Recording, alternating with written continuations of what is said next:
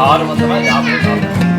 అయితే 651 చేసిన తర్వాత ఆయన అలసిపోయి స్వామికి నేను చేయలేను అని చెప్పేసి మనకు సింహగిరి గ్రామంలో భోగేశ్వర స్వామి దేవాలయంలో విశ్రమిస్తున్నాడు, అంటే పడుకొని ఉన్నాడు. అప్పుడు నెట్టిగడ్డ ఆంజనేయ వారు స్వప్న సాక్షాత్కారం ఇచ్చి ఆయనకు చెప్పారు, ఇక్కడ నుంచి ఉత్తర దిశ ప్రయాణం చేసుకుంటుంటే నీకు ఏదైపోయినటువంటి కాంతివంతమైనటువంటి ఒక చిన్న కొండలాగా నెట్టిగడ్డ గ్రామం కనిపిస్తుంది. అక్కడ 10 అడుగుల లోపల భూమి లోపల నేను పడిపోయి ఉన్నాను, నన్ను ప్రాణప్రతిష్ఠాపన చేసి నీ దీక్ష పరిపూర్ణమవుతుందని చెప్పారు. చెప్తే అక్కడి నుంచి సారగ్రామాలు తీసుకుని శిష్య సమేతంగా నెట్టిగడ్డి గ్రామానికి వచ్చి ఆయన తపస్సును ప్రారంభం చేశాడు. చేస్తే స్వామివారు కనిపించలేదు.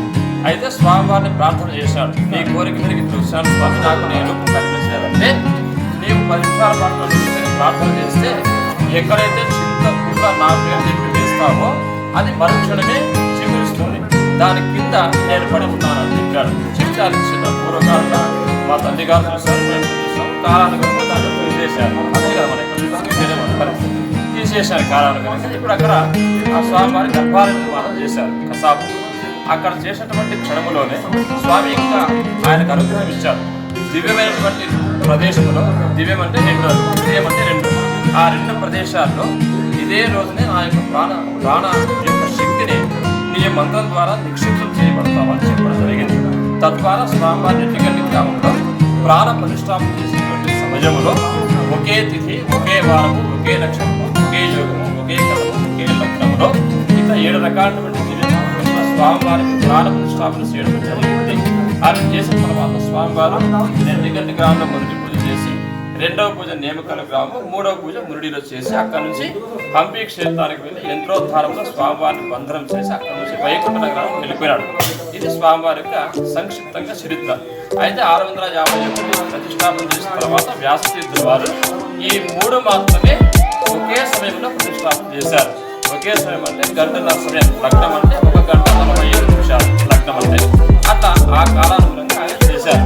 అయితే మనం 651 మూర్తుల్ని దర్శనం చేసుకుంటే ఎంత పుణ్యఫలితం వస్తుందో, ఈ 3 మూర్తులు దర్శనం చేసుకుంటే వాళ్ళ దర్శనం చేసుకునే పుణ్య ఫలితం అనేది మనకు ప్రాప్తిస్తుంది.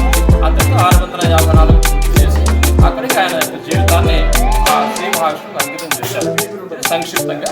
అయితే స్వామివారి ఇక్కడ బ్రహ్మస్వరూపంలో ఉంటాడు అక్కడ కసాపులో, ఇక్కడ స్వామివారు వచ్చేసి విష్ణు స్వరూపంలో ఉంటారు, మూడిలో వచ్చేసి శివస్వరూపంలో ఉంటారు. మీరు ఏ రకంగా దర్శనం చేసుకున్నా కూడా దీనికి అనుగుణంగా శాస్త్రం శాస్త్ర ప్రమాణంగా సరిపోతుంది. కాబట్టి కొంతమంది అక్కడ చేసుకోవాలా, ఇక్కడ చూస్తూ ఉంటారు రకరకాలుగా. ఏది ఏమైనప్పటికీ మొదటిది కసాపు, 2వది నేమకములు, 3వది ముడి, ఇంకా ఈ ప్రకారంగా దర్శనం చేసుకోవడం శ్రేష్టం. అయితే స్వామివారికి ఏమిటంటే శ్రావణ మాసంలో వచ్చేసి మనము ఆదివారం కానీ, శనివారం కానీ, మంగళవారం కానీ స్వామివారిని విశేషంగా దర్శనం చేసుకుంటారు.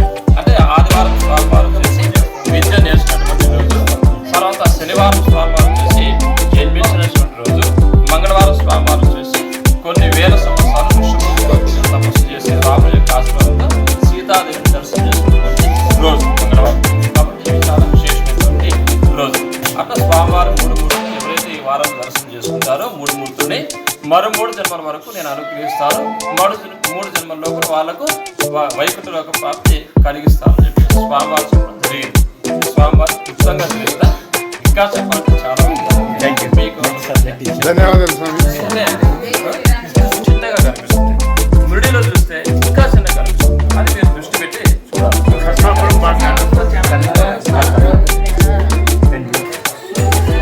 ఒకసారి ఇట్లా తిరగండి అందరూ ఆ వీడియోలోకి.